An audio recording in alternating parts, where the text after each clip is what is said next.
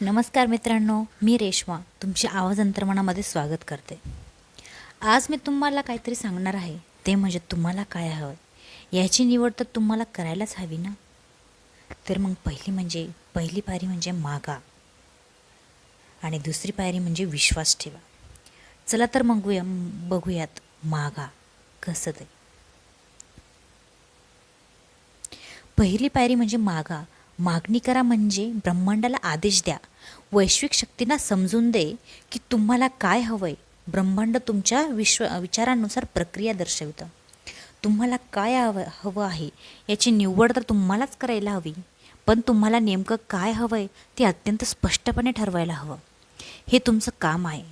जर तुम्ही स्पष्ट नसाल तर आकर्षणाचा नियम तुम्हाला तुमची मनपसंत गोष्टी नाही देऊ शकत, कारण अशा वेळी तुम्ही मिश्रित फ्रिक्वेन्सी प्रक्षेपित करतात आणि मग तुम्हाला मिश्र परिश्रम मिळतात। आयुष्यात कदाचित असं ठरवण्याची ही पहिलीच वेळ असेल, पण आता शोध घ्या, जीवनात तुम्हाला खरोखरच नेमकं काय हवं आहे।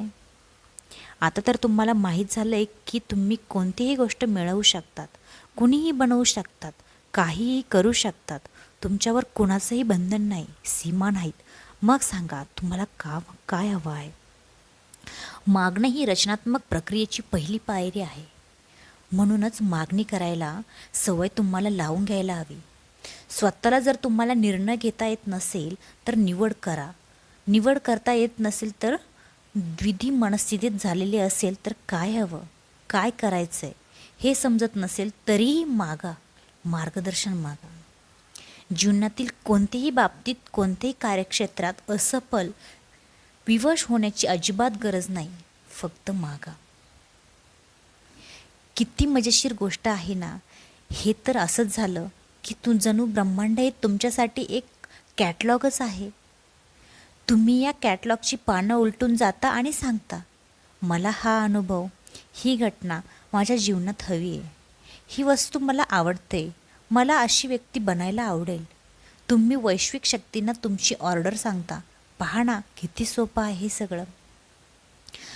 तुम्ही पुन्हा पुन्हा मागत राहण्याची गरज नाही, फक्त एकदाच मागा। कॅटलॉगमध्ये पाहून ऑर्डर देण्यासारखं आहे हे। तुम्ही एखाद्या गोष्टीची ऑर्डर देता तेव्हा ती फक्त एकदाच देता, असं तर आपण करत नाही।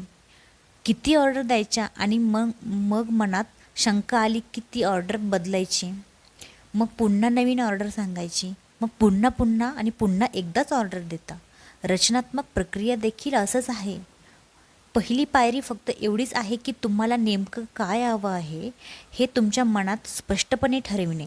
जर तुम्ही मनात स्पष्ट केले की तुम्हाला काय हवं आहे तर त्याचा अर्थ तुम्हीच मागितला।